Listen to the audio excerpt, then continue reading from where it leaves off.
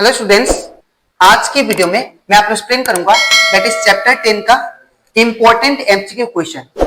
ये जो मैंने इंपॉर्टेंट एमसीक्यू क्वेश्चन लिया गया है, ठीक है, ये सारा इंपॉर्टेंट एमसीक्यू क्वेश्चन आप लोग का प्रीवियस ईयर पेपर से लिया गया है, ठीक है। तो इसी के साथ साथ अभी तक मैंने आप लोग को क्लास 10 मैथ्स का chapter 1, chapter 2, chapter 3, chapter 4 and chapter that is 5 and chapter 6 and chapter 7 and chapter 8 and chapter revision का, इन सभी चैप्टर का जितना भी इंपॉर्टेंट एमसीक्यू क्वेश्चन था वो सारा मैंने आप लोग को डिटेल में एक्सप्लेन किया है, ठीक है। तो अगर आपको इन सभी चैप्टर का इंपॉर्टेंट एमसीक्यू क्वेश्चन जो कि आप लोग का बोर्ड एग्जाम के लिए इंपॉर्टेंट है, अगर आपको अच्छे से सीखना है तो आप लोग उसको मेरे यूट्यूब चैनल में जाके उसको देख सकते हो, ठीक है। मैंने एज ए प्लेलिस्ट बना के उसको अपलोड कर दिया है, ठीक है। तो स्टार्ट करते हैं आज का क्लास। यहाँ पे हम लोग को क्वेश्चन नंबर 1 में दिया गया है that is a circle can have dash parallel tangent at the most. अब यहाँ पे बोला जा रहा है कि एक सर्कल पे कितना मोस्ट टेंजेंट ड्रॉ हो सकते हैं, पैरेलल टेंजेंट, ठीक है। तो यहाँ पे याद रखिएगा, सपोज ये आपके पास सर्कल है, ठीक है, तो एक सर्कल पे एटमोस्ट ज्यादा से ज्यादा 2 पैरेलल टेंजेंट को हम लोग ड्रॉ कर सकते हैं, ठीक है। या तो इसको ऐसे ड्रॉ कर सकते हैं या तो इसको हम लोग ऐसे ड्रॉ कर सकते हैं, ठीक है। तो ज्यादा से ज्यादा हम लोग कितना पैरेलल टेंजेंट ड्रॉ कर सकते हैं, 2 पैरेलल टेंजेंट, ठीक है। तो यहाँ पे कितना होगा, a circle can have 2 parallel tangent at the most, मतलब 2 पैरेलल टेंजेंट हम लोग ड्रॉ कर सकते हैं, ठीक है। फिर इसके बाद क्या बोला, क्वेश्चन नंबर 2 में क्या बोला, which of the following statement is correct. इन चारों ऑप्शन में से कौन सा स्टेटमेंट करेक्ट है वो आपको बताना है, ठीक है। तो यहाँ पे पहला स्टेटमेंट दिया है ऑल सर्कल्स आर कॉन्ग्रुएंट, जितना भी सर्कल्स है वो सारा कॉन्ग्रुएंट है। तो मैंने आपको बताया था कि कॉन्ग्रुएंट का मतलब वो होता है फिगर जो कि क्या हो, दैट इज जिसका रेडियस, अगर हम लोग सर्कल का बात करें तो कॉन्ग्रुएंट सर्कल उसको बोलेंगे जिसका रेडियस क्या हो, सेम हो सभी सर्कल का। तो हम लोग जानते हैं, हम लोग अगर कॉन्ग्रुएंट सर्कल बोले तो सर्कल आपका छोटा भी हो सकता है, ठीक है, और सर्कल आपका बड़ा भी हो सकता है, ठीक है। वो डिपेंड करता है किसके ऊपर, रेडियस के ऊपर। तो हम लोग सर्कल को सिमिलर बोल सकते हैं लेकिन कॉन्ग्रुएंट नहीं, ठीक है। कॉन्ग्रुएंट फिगर हम लोग उसको बोलेंगे जिसका हर एक एंगल और जिसका हर एक साइड आपस में इक्वल रहे, ठीक है।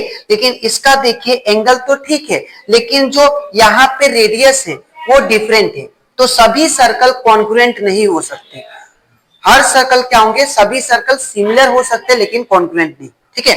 ये पहला स्टेटमेंट, तो दैट मींस ये पहला स्टेटमेंट आपका करेक्ट नहीं है, ये ऑल सर्कल आर कॉन्ग्रुएंट, ठीक है। दूसरा देखते हैं, ऑल स्क्वायर्स आर सिमिलर, जितना भी स्क्वायर्स है सभी सिमिलर है, ठीक है। तो ये हमारा करेक्ट ऑप्शन होगा। क्यों होगा, बिकॉज हम लोग जानते हैं हमारा स्क्वायर एक छोटा भी हो सकता है और एक दैट इज बड़ा भी हो सकता है, ठीक है। तो यहाँ पे अगर दोनों को आप कंपेयर करो तो ये जो होगा स्क्वायर, इसका साइड क्या है, कम है और इसका साइड क्या है, बड़ा है, ठीक है। तो ये दोनों स्क्वायर जो है ये क्या है, सिमिलर है, ठीक है, कॉन्ग्रुएंट में।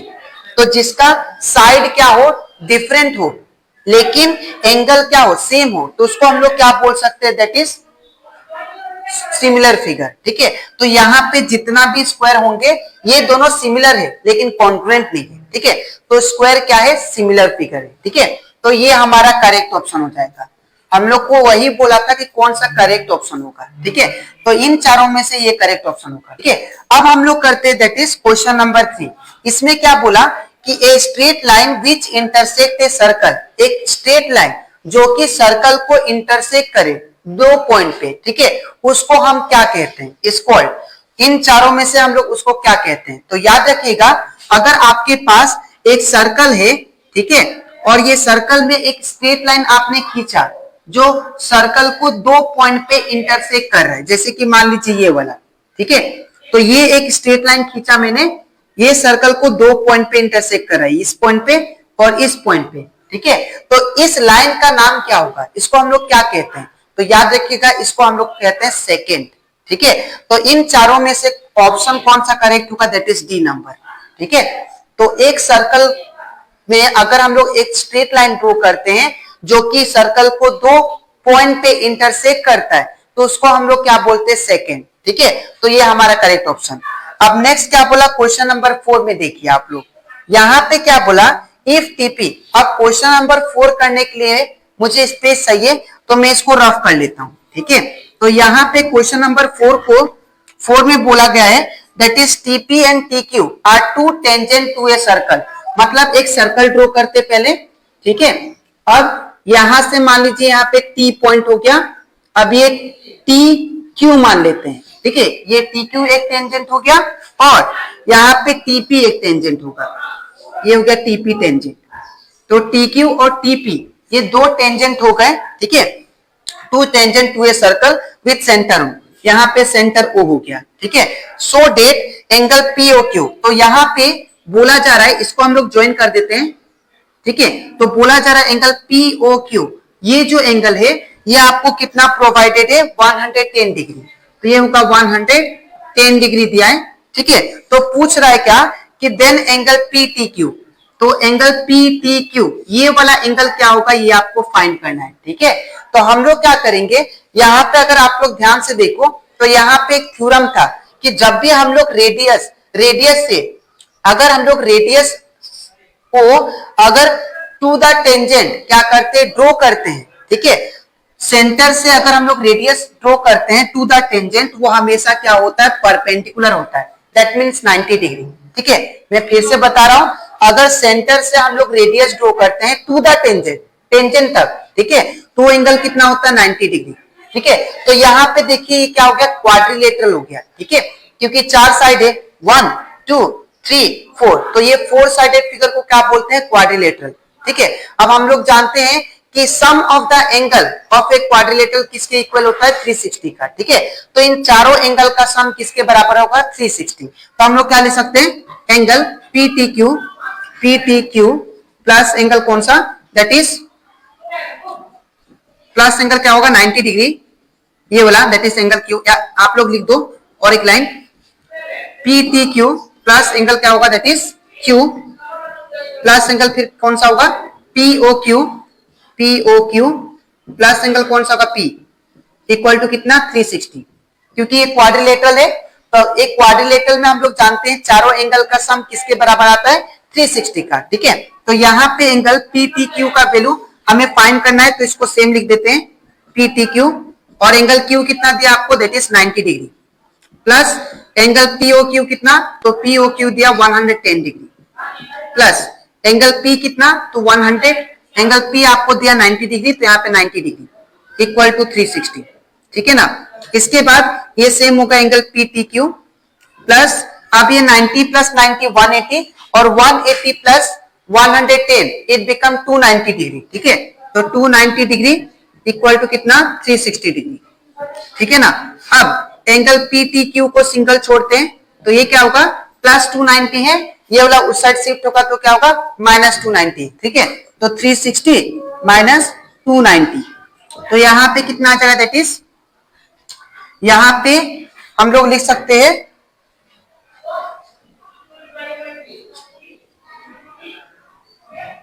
Angle P T Q is equal to 360 में से 290 किया तो ये होगा 70 डिग्री। ठीक है, तो यहाँ पे हम लोग का जो आंसर हो जाएगा वो कौन सा होगा, correct option, that is B number. ठीक है, तो जो ये एंगल आया, एंगल पी टी क्यू, ये कितना आया, दैट इज 70 डिग्री। ठीक है, तो आई होप आपको ये क्वेश्चन नंबर 4 अच्छे से क्लियर हो गया होगा। ठीक है, अब हम लोग करते हैं क्वेश्चन नंबर 5।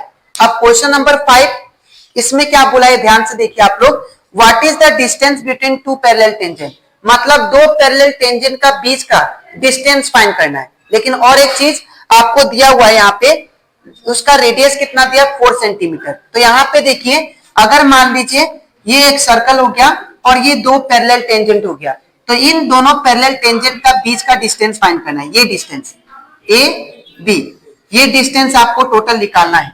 ठीक है, और एक बात यहाँ पे आपको बोला गया है, दैट इज जो रेडियस है वो कितना है, 4 सेंटीमीटर। ठीक है, तो याद रखिएगा, अगर सेंटर से लेके अगर हम लोग क्या करें, टेंजेंट तक, या बोल सकते हैं सर्कल तक, ये जो हमारा रेडियस, ये क्या है, हमारा रेडियस है, तो रेडियस कितना दिया, 4 सेंटीमीटर। तो अगर ये 4 सेंटीमीटर है तो सर्कल में सभी रेडियस कितने होते हैं, सब इक्वल होते हैं। ठीक है, जैसे कि मान लीजिए आपके पास एक सर्कल है, तो सर्कल में ये रेडियस अगर 4 सेंटीमीटर है तो ये भी कितना होगा 4 सेंटीमीटर, ये भी कितना होगा 4 सेंटीमीटर, ये भी कितना होगा 4 सेंटीमीटर। ठीक है ना, तो सभी रेडियस क्या होते हैं, इक्वल होते हैं। तो यहाँ पे आपको ए और बी ये दोनों पैरेलल टेंजेंट का बीच का डिस्टेंस निकालना है। ठीक है, तो आपको रेडियस कितना दिया 4 सेंटीमीटर, तो अगर ये 4 है तो ये भी कितना होगा 4 होगा, ये भी कितना होगा, इतना भी ओ ए भी कितना होगा 4 होगा सेंटीमीटर। तो 4 + 4 कितना हो जाएगा, ए बी का वैल्यू हमारा दैट इज 8 सेंटीमीटर। मैं फिर से बता रहा हूं, आप लोग ध्यान से सुनना। हम लोग को निकालना था कि दो पैरेलल टेंजेंट का बीच में कितना डिस्टेंस है वो फाइंड करना है। आपको गिवन ये था कि यहां पे जो रेडियस है दैट इज ओ बी, ये आपको 4 सेंटीमीटर था दिया था। ठीक है, तो अगर ओ बी 4 सेंटीमीटर है तो हमारा ओ ए भी तो रेडियस है। ठीक है, तो ओ ए भी कितना होगा 4 सेंटीमीटर, और अगर मुझे ए बी निकालना है तो इतना डिस्टेंस को प्लस कर लेते हैं, that is 4 + 4 that is 8 centimetre. ठीक है, तो ए बी का हमारा वैल्यू कितना है, ए बी का डिस्टेंस कितना है 4 + 4 8 सेंटीमीटर। तो यहां पे आंसर कितना होगा 8 सेंटीमीटर। ठीक है, अब हम लोग क्वेश्चन नंबर 6 करते हैं। 6 करने के लिए मुझे स्पेस चाहिए, तो मैं इसको रफ कर लेता हूं, आप लोग वीडियो पॉज करके इसको लिख लेना। ठीक है, तो यहाँ पे हम लोग को क्वेश्चन नंबर 6 करते हैं। अब तो यहाँ पे क्वेश्चन नंबर 6 में क्या दिया गया है, ध्यान से देखिए आप लोग। तो क्वेश्चन नंबर 6 में दिया गया है the length of a tangent from a point A at a distance 5 centimetre from the centre of the circle is 4 centimetre, find the radius of the circle from a point A. यहाँ पे मान लीजिए ए point है और इसका जो length है distance 5 centimetre from the centre, मतलब सेंटर से इसका जो डिस्टेंस है ये सेंटर से वो कितना दिया है 5 सेंटीमीटर। ठीक है, इसको मान लेते हैं सेंटर को O। ठीक है, the length of the tangent from a point A, the length of the tangent from a point A to the centre is 5 centimetre. ठीक है, उसके बाद फिर हमको क्या बोला, दैट इज यहाँ पे हम लोग को एक टेंजेंट दिया है जिसका डिस्टेंस हम लोग को कितना दिया, दैट इज ये मान लीजिए टेंजेंट हो गया, ये हमारा टेंजेंट हो गया। तो टेंजेंट दैट इज टेंजेंट का जो डिस्टेंस दिया है वो आपको कितना दिया 4 सेंटीमीटर, तो ये कितना दिया 4 सेंटीमीटर। तो आपको फाइंड करने के लिए क्या बोला, find the radius of the circle. तो हमें क्या निकालना है, ये रेडियस निकालना है, ये रेडियस। ठीक है, तो इसको मान लेते हैं हम लोग P है ये पॉइंट। तो ये रेडियस फाइंड करने के लिए हम लोग क्या करेंगे, पाइथागोरस थ्योरम अप्लाई करेंगे। ठीक है, तो पाइथागोरस थ्योरम क्या था, that is h² = p² + b²। ठीक है, तो यहाँ पे h मतलब हाइपोटेन्यूज होता है, तो हाइपोटेन्यूज कौन सा है आपका OA है। ठीक है, तो यहाँ पे क्या लिखेंगे OA का स्क्वायर इक्वल टू p कौन सा है, यहाँ पे p मतलब होता है दैट इज परपेंडिकुलर, तो परपेंडिकुलर क्या है दैट इज OP। तो यहाँ पे हम लोग क्या लिख सकते हैं OP का स्क्वायर प्लस बेस कौन सा आपका दैट इज ये वाला AP दैट इज हम लोग क्या लिखेंगे यहाँ पे AP का स्क्वायर। अब OA का स्क्वायर मतलब OA का वैल्यू कितना 5, तो 5 का स्क्वायर इक्वल टू OP का वैल्यू कितना, तो OP का वैल्यू हम लोग को दैट इज फाइंड करना है रेडियस। ठीक है, तो अगर रेडियस फाइंड करना है तो इसको तो हम लोग सेम छोड़ेंगे, तो ये क्या होगा दैट इज OP का स्क्वायर प्लस यहाँ पे अगर आप लोग ध्यान से देखो डिस्टेंस जो दिया है A से लेके P तक ये है आपका 4, तो 4 का स्क्वायर, इसके बाद 5 का स्क्वायर कितना होता है 25, तो ये होगा 25 equal to that is OP का स्क्वायर प्लस ये 4 का स्क्वायर अगर करेंगे तो कितना आएगा 16। ठीक है, तो यहाँ पे अगर हम लोग OP को सिंगल छोड़े तो इसके बाद मैं यहाँ पे करता हूं, इसके बाद यहाँ पे पार्ट, तो यहाँ पे अगर हम लोग सिंगल छोड़े तो 25 का 25 रहेगा। ठीक है, और ये प्लस 16 इस साइड आने से क्या होगा -16 इक्वल टू इस साइड क्या बचा दैट इज OP का स्क्वायर। ठीक है ना, अब 25 माइनस अगर 16 करते हैं तो ये कितना होगा दैट इज 9, तो यहाँ पे 9 आ गया और ये OP का स्क्वायर। अब मैं क्या करता हूं, ए स्क्वायर को इस साइड भेजता हूं, तो क्या होगा that is √9 equal to OP। ठीक है, तो ये √9 किसका स्क्वायर रूट है दैट इज 3 का, तो यहाँ पे 3 इक्वल टू क्या होगा OP, और वी कैन से